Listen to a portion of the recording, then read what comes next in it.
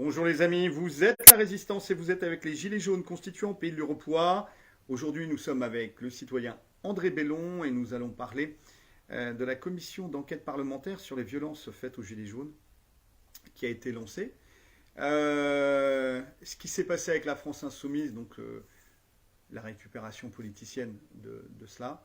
Où est-ce qu'on en est, citoyen? Déjà, est-ce que tu pourrais nous expliquer les tenants et les aboutissants de cette demande d'enquête? Qui l'a montée? Dans quel but? Et puis, où est-ce qu'on en est actuellement?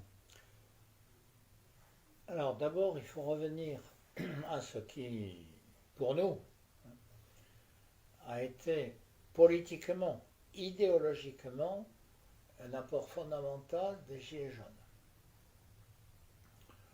Ils ont exprimé une souffrance, ils ont exprimé des revendications, ils ont exprimé des cahiers de doléances, etc., etc.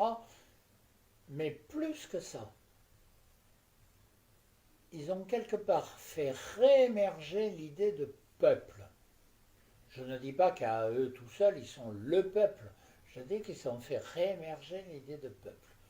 Et que de ce point de vue, il leur aurait été utile au moment où le mouvement s'est développé, au moment où il a pris de l'ampleur, au moment où il est devenu un sujet politique fondamental, il aurait été utile qu'on cherche à comprendre ce que ça signifiait.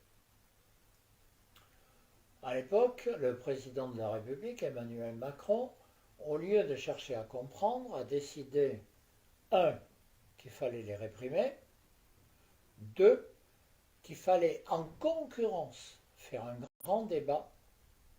Enfin, du moins, c'est lui qui appelait ça un grand débat. En fait, c'était un débat entre lui et lui. Mais un grand débat au sein de la nation française. Ce grand débat, donc, n'a pas eu de grande importance. Il y a eu des cahiers de doléances, mais qu'on n'a jamais utilisés, mais il faudrait le faire maintenant, soit dit en passant. Alors, je me permets de rebondir là-dessus. Cahier de doléances, le dol, c'est de l'esclave à son maître. C'est du sujet à son maître, oui. Ouais. C'est pour ça que nous, à l'Association pour une Constituante, on demande qu'on appelle ça cahier d'exigence. Parce que le vrai souverain, le c'est le dol, peuple. parce que le vrai souverain, c'est le peuple. Mais j'ai repris le terme tel qu'il avait été C'est pas ces fils utilisé. de pute de politiciens. Voilà. Mais effectivement, je préfère exigence. Cela étant, au travers de tout ça, il n'y a pas eu cette confrontation entre un mouvement qui exprimait quelque chose, Et qui continue à exprimer et qui quelque chose. continue même aujourd'hui à exprimer quelque chose, Bien sûr. et il y a eu au contraire la répression et la souffrance. Et nous avons considéré que demander une commission d'enquête sur les violences qui avaient été faites était une manière de revenir, d'abord à montrer ce qui avait été fait, à rétablir la vérité, bien entendu, mais au-delà de ça, à rétablir cette espèce de confiance qui est nécessaire entre les citoyens et le pouvoir, qui n'existe plus évidemment aujourd'hui.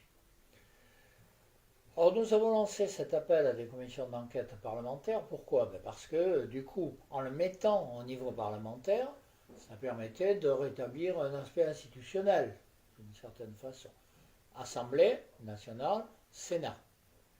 Et donc de demander à tous les parlementaires de se mobiliser pour qu'il y ait des commissions d'enquête parlementaires sur les violences faites aux Gilets jaunes.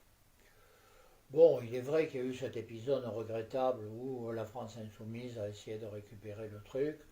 Bon, c'est classique, ils ont un côté très récupérateur, mais bon, je crois que ça n'a pas une importance folle. Qui s'en soucie? Alors, attends, là, il y a quand même une arnaque qui est fondamentale, c'est que, et toi, tu es un ancien député, donc tu pourras confirmer ou pas, un groupe, déjà, un député tout seul ne peut pas le faire, il faut que ça soit un groupe, qui pose les demandes d'enquête parlementaire. Et puis, apparemment, ça ne se joue pas l'année, ça se joue au semestre, et dans le semestre, on peut en déposer qu'une ou deux par groupe. Et là, la demande d'enquête parlementaire sur les violences aux Gilets jaunes, et on parle de plus de 23 000 personnes, et ça c'est les chiffres des street medics, plus tous ceux qui ont été blessés mais pas enregistrés par les street medics. Donc on parle de plusieurs dizaines. Là on dépasse les 2 dizaines de milliers de personnes blessées dans leur chair. En fait, ces demandes-là arrivaient pour la France insoumise en 14e ou 15e position pour le semestre. Et donc, il y a des collègues qui, tout simplement, ont dit, mais attendez, est-ce qu'on peut avoir un engagement écrit que ça va passer? Parce que sinon, il y en a 14 autres qui sont avant, des demandes d'enquête parlementaire. Et la France insoumise a dit, non, on ne va pas faire d'engagement écrit. Donc, il y a déjà certains collègues un petit peu malinous, qu'on dit là, ça sent l'arnaque, et qui se sont désengagés en fait de l'affaire. Et puis, il y en a d'autres qui ont dit, mais écoutez, bon, ok, alors on veut bien vous faire confiance. Tu vois, le gars, il est cocu, mais il continue à faire confiance. Bon. Et ils disent, mais alors, comment ça va se décider? Tu vois, un peu simple, quoi, le gars, simple. Mais ça va se décider comment? Ah ben, ça va se décider en interne, à la France insoumise. Donc, selon des allégeances et puis un programme qui n'est absolument pas à la fois transparent et démocratique. Alors, moi, personnellement, d'abord, j'ai aucune raison de répondre pour la France insoumise. C'est leur problème, c'est pas le mien. La seule chose que je constate, c'est que nous avons envoyé la demande de création d'une commission d'enquête parlementaire à tous les groupes parlementaires, à l'Assemblée et au Sénat. Et puisque nous parlons du groupe France Insoumise à l'Assemblée, la présidente du groupe n'a même pas répondu à notre lettre. C'est tout. En revanche, nous avons constaté qu'une membre de ce groupe, Raquel Garrido pour ne pas la nommer, essayait de récupérer le truc pour elle. Voilà. Ce qu'on a trouvé, non seulement c'est contre-productif, mais surtout c'est complètement infantile. Voilà. Le problème étant maintenant dans les mains des citoyens. C'est aux citoyens d'aller voir leurs parlementaires, députés et sénateurs, et de leur demander d'intervenir pour qu'il y ait des enquêtes parlementaires sur les violences faites aux Gilets jaunes. C'est ça l'idée. Il faut que les citoyens aillent voir leurs parlementaires. Je ne dis pas que tous vont réagir. Je dis qu'il y en aura sans doute qui vont réagir, et que s'ils ne réagissent pas, on est toujours à même de faire savoir aux citoyens qu'ils n'ont pas voulu répondre. Donc y aller avec les lives, avec les téléphones portables, et puis faire les lives et les mettre devant leurs responsabilités. Absolument, absolument. Ça fait partie de la vie démocratique au sens basique.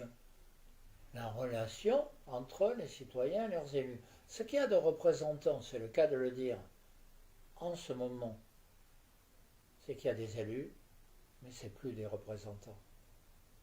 Il faut qu'ils redeviennent des représentants. Et en ce sens, le contact avec leurs mandants est fondamental. On leur pose des questions, ils doivent y répondre. C'est des représentants des intérêts de la banque. C'est des représentants des intérêts de la banque. Ces gars-là, leur destin, c'est les tribunaux populaires. Alors ça, c'est une manière effectivement d'y répondre.